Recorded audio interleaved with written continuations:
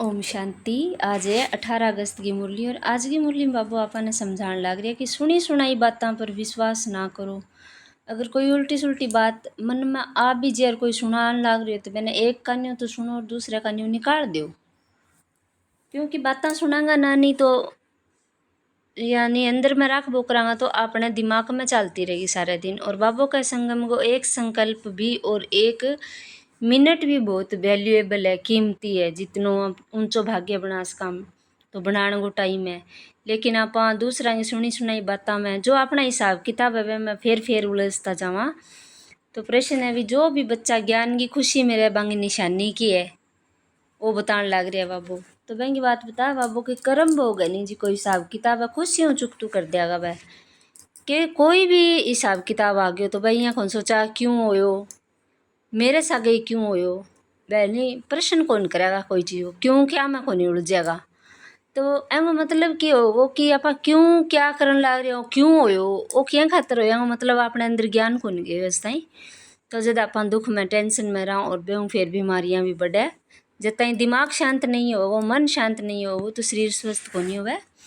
तो आज की मुरली में बाबू का मीठे बच्चे जी मीठे बाबा, सुनी सुनाई बातों पर विश्वास नहीं करो। अगर कोई उल्टी सुल्टी बातें सुनाई तो एक कान से सुन दूसरे से निकाल दो। प्रश्न है जो बच्चे ज्ञान की खुशी में रहते हैं उनकी निशानी क्या होगी। उत्तर वे पुराने कर्म भोग का हिसाब किताब उस खुशी में मर्ज करते जाएंगे। ज्ञान की खुशी में दुख दर्द गम की दुनिया ही भूल जाती है। बुद्धि में रहता है अब तो हम नई दुनिया में जा रहे हैं, रावण ने श्रापित कर दिया अब आप आए हैं दुख की दुनिया से निकाल खुशी की दुनिया में ले जाने। तो देखो बाबा को हाथ पकड़ी और खुशी की दुनिया में ही जानी है, इन दुनिया ने छोड़ना बाबू सारो ज्ञान दे दियो आपा ने। तो गीत है तुम्हें पाके हमने जहाँ पा लिया जमी तो जमी आसमां पा लिया। ओम शांति। मीठे मीठे रूहानी बच्चों ने गीत सुना, जरूर बच्चों के रोमांच खड़े हो जाने चाहिए क्योंकि गाया जाता है खुशी जैसी खुराक नहीं।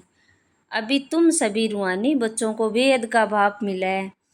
बेहद का भाव तो एक ही होता है और बच्चे जानते हैं जब और बच्चे बनेंगे तो उन्हों के भी रोमांच खड़े होंगे। तुम जानते हो हमारा राज्य था फिर राज्य गवाया, अब फिर राज्य लेते हैं। भारतवासियों के लिए खुशखबरी है ना, परंतु जबकि अच्छी रीति सुने और समझे जदी खुशखबरी होगी जब आप कोई ज्ञान की बात ना अच्छी तरह सुनागा और समझागा कि बरोबर ये खुशी की बात है ना। कलप कलप बाप आते हैं, बाप यहाँ बाप का जन्म भी यहाँ गाया जाता है, त्योहार भी जो इस समय के सब हैं। बाप ने आकर तुमको बहुत सहज रास्ता बताया है। मनुष्य को तो अनेक प्रकार के गम हैं, यहाँ इस ज्ञान की खुशी में वह गम दुख आदि सब मर्ज हो जाते हैं। जैसे कोई बीमार ठीक होने पर आता है तो सबको खुशी होती है, बीमारी आदि दुख की बातें जैसे भूल जाती है। पियर घर ससुर घर मित्र संबंधी आदि सब खुशी में आ जाते हैं। तो तुम बच्चे जानते हो हम सब विश्व के मालिक थे, फिर रावण ने श्राप दिया और ये है गम की दुख की दुनिया, फिर कल होगी सुख की दुनिया। सुख की दुनिया कद होगी कल को, मतलब जिए ही अपन ज्ञान समझ में आ गया नहीं तो फिर अपने लिए सुख की दुनिया ही है। खुशी की दुनिया याद में रहने से गम आदि सब भूल जाने चाहिए। ये है तमो प्रधान दुनिया, भिन्न भिन्न प्रकार का कर्म भोग है। अबलाओं पर भी कितने अत्याचार होते, अनेक प्रकार के विघ्न आते हैं। ये विघ्नों के कर्म भोग के दिन बाकी थोड़े समय है, बाप धीरज देते हैं बाकी थोड़े रोज है। कल्प पहले भी हुआ था, कर्म भोग का हिसाब किताब चुकतू होना है। खुशी में ये सब मर्ज करते जाओ, बस बाप और वर्षे को याद करते जाओ। उल्टा सुल्टा कोई भी काम मत करो नहीं तो और ही दंड पड़ जाता है, पद भ्रष्ट हो जाता है। बच्चों का काम है एक बाप को याद करना। बाप कहते हैं मुझे याद करो तो तुम्हारे भी कर्म विनाश हो जाएंगे, हिसाब किताब चुकतू हो जाएंगे। बाकी थोड़ा समय है, हिसाब किताब चुकतू करते जाओ क्योंकि तुम हो अंधों की लाठी। तुम भी याद करो दूसरों को भी रास्ता बताओ। विघ्न तो बहुत पड़ेंगे, जितना हो सके सबको ये समझाते रहो कि बाप को याद करो। अक्षर भी नामी गिरामी है मन मना भव है, अर्थात हे आत्माएं माम एकम याद करो तो तुम्हारे पास्ट के भी कर्म भस्म होंगे।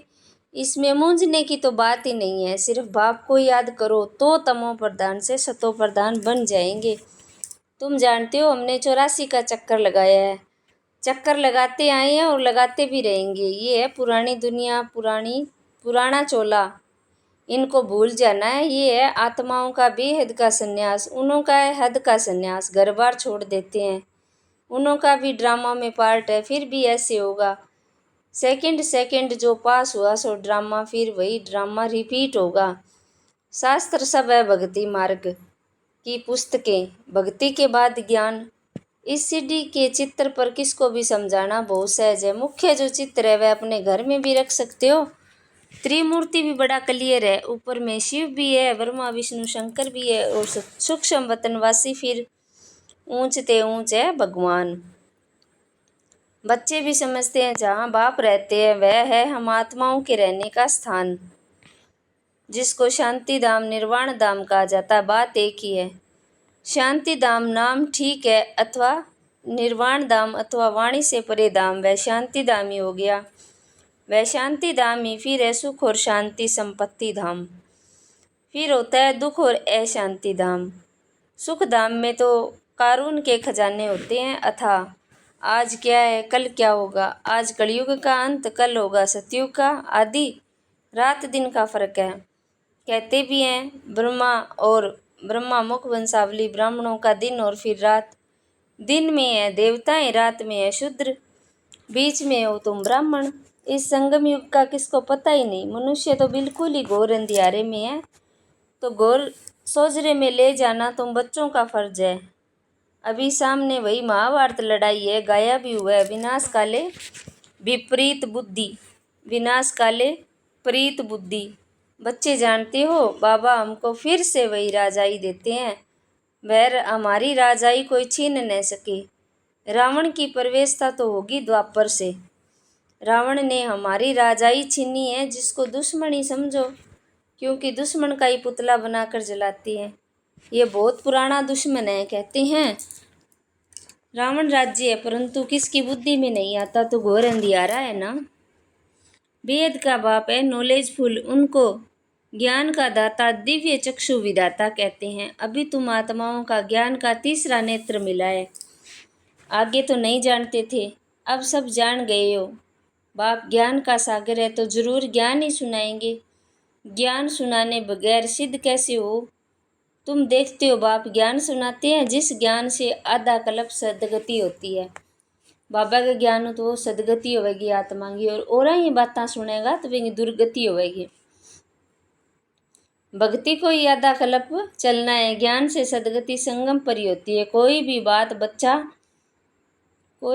बच्चों की कब छिप नहीं सकती। बाप कहते कोई भी बुरा काम हो जाए तो बताओ।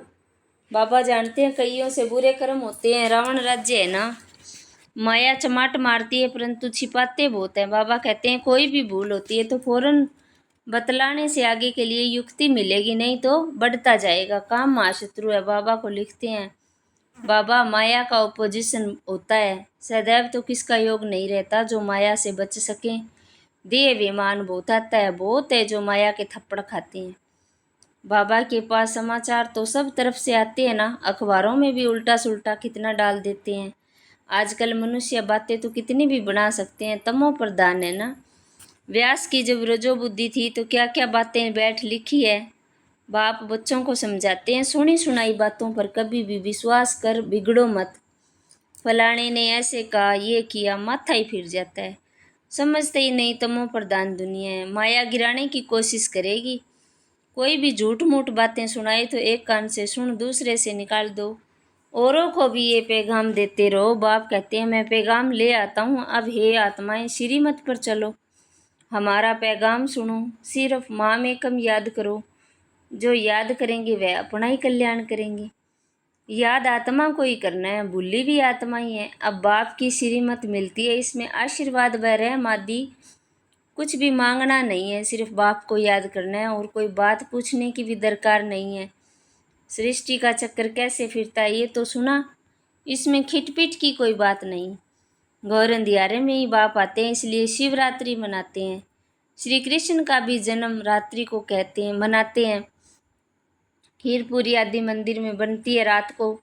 अब शिव के लिए क्या बनाएंगे, वह तो है ही निराकार, किसको पता भी नहीं।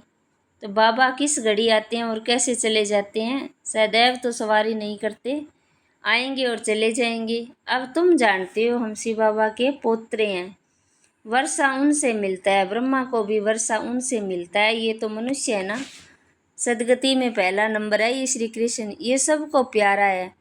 क्योंकि सत्व प्रधान बाल अवस्था है ना, थोड़ा बड़ा होता है तो उसको सत्व कहा जाता है। फिर रजोतमो श्री कृष्ण राधे ही फिर लक्ष्मी नारायण बनते हैं, जिनको बाप ने ज्ञान दिया है उनको ही देंगे। भारत में ही देवी देवता होकर गए हैं तो मंदिर भी भारत में ही बहुत है। क्रिश्चियन की चर्च में क्राइस्ट ही क्राइस्ट देखेंगे, देवताओं के कितने ढेर मंदिर है। बाप आए हैं हमको मनुष्य से देवता बनाने, भारत को स्वर्ग बनाने। हम बाप को याद कर पावन बन रहे हैं, बाप के साथ हम भी भारत को स्वर्ग बना रहे हैं। जैसे हम बाप के साथ आए हैं भक्ति मार्ग में, देवताओं के मंदिर मूर्तियों आदि पर कितना खर्चा कर बनाते हैं, उत्पत्ति कर पालना कर फिर विनाश कर देते हैं। जी हाँ, मंदिर की मूर्तियाँ बना के खर्चो करगे और बना डुबो दे भी है, यहाँ पाइन बिल्ली बातें सुन गए जी का भी अपना संस्कार अच्छा बने बने वापिस डुबोगे और वे भी यहीं करने लग जावा। तो 9 रोज के अंदर ही डुबो देते हैं, उनमें बहुत प्रेम होता है। नवरात्रि कलकत्ते में बहुत मनाते हैं। इन सब बातों पर भी वंडर लगता है, आगे तो हम भी पाठधारी थे, करोड़ों रुपए खर्च करते हैं। कितनी अंधश्रद्धा है, रामायण से कितना प्यार होता है, बातें सुनकर आंखों से आंसू बहा देते हैं। ये सब है भक्ति मार्ग, इससे फ़ायदा कुछ नहीं। बाबा अब हमको कितना समझदार बनाते हैं, तो ये सब सुनकर यहाँ का यहाँ भूल ना जाओ, सब बातें याद करो, पूरा रिफ्रेश होकर जाओ, अपने को आत्मा समझ दे सहित जो कुछ देखते हो सब भूल जाओ। ये सब कब्रिस्तान है। दिल्ली में बिड़ला मंदिर में लिखा हुआ है, भारत परिस्तान था जो धर्मराज ने स्थापन किया था। अभी तुम बच्चे जानते हो ये दुनिया कब्रिस्तान बनती है। बाप कहते हैं सब काम चिता पर बैठ एकदम जल मरे हैं, क्रोध क्रोध चिता नहीं कहेंगे। तो बाबू का भी कामनाएं अपनी इच्छाएं हैं, बांगा कारण नहीं आत्मा हलचल मान लाग रही है। क्रोध तो करांगा लेकिन वह मैं हुआ है, लेकिन कामनाओं के कारण मन कौन टिका है, मन शांत को नहीं हुआ है। जब बाबू कह भी काम चिता क्रोध तो एक बार कर दियो, कहने डांट मार दी खत्म होगी, लेकिन अंदर की ईर्ष्या है, अंदर क्रोध काम है, ये धीरे धीरे धीरे धीरे इंसान ने मतलब खराब करता जावा है। उसमें भी हल्का नशा सहमी नशा भी होता है। बच्चों को ही बाप बैठ समझाते हैं, घर में अगर कोई कपूत बच्चा होगा तो कहेंगे ना कि ये क्या बाप की आबरू गवाते हो, बाप की इज्जत जाती है ना। तो वेद का बाप भी कहते हैं तुम काड़ा मुंह करते हो, ब्राह्मण कुलभूषण जो देवता बनते हैं उनका नाम बदनाम करते हो। तुम बच्चे जानते हो हम पवित्रता की ताकत से ही भारत को फिर से श्रेष्ठाचारी देवता बनाते हैं। तुम्हारे लिए तो जैसे कॉमन बात है, देखते हो महाभारत लड़ाई भी खड़ी है, इनसे ही स्वर्ग के गेट खुलते हैं। शास्त्रों में महाभारत लड़ाई तो दिखाई है, इसके बाद क्या हुआ ये दिखाया नहीं है, कह देते हैं प्रलय हो गई। अब श्री कृष्ण का एक तरफ तो माता के गर्भ से जन्म दिखाया, दूसरी तरफ कहते हैं फिर पीपल के पत्ते पर अंगूठा चूसता आया, कुछ भी समझते नहीं। वहाँ तो गर्भ महल में रहते हैं बड़े विश्राम से, बाकी सागर में थोड़ी पत्ते पर हो सकता है, ये तो इम्पॉसिबल है। तो ये सब ड्रामा बना हुआ है जिसको तुम जानते हो, कलप कलप ऐसे होता ही है। अब बच्चों को अपना कल्याण करना है और दूसरों का भी कल्याण करना है, मूल बात है ये। बाप तो स्वर्ग का रचयिता है, उसको कहा ही जाता है हेवनली गॉड फादर, तो फिर हम बच्चे स्वर्ग के मालिक होने चाहिए ना। शिव जयंती भी भारत में ही मनाते हैं तो जरूर भारत को कुछ दिया होगा। अभी तुमको स्वर्ग की बादशाही दे रहे हैं ना, बाप है सदगति दाता, ज्ञान का सागर, नॉलेज बाप ही आकर देते हैं। अभी बाप तुमको नॉलेज दे रहे हैं, 5000 वर्ष बाद फिर यहाँ ही आएंगे।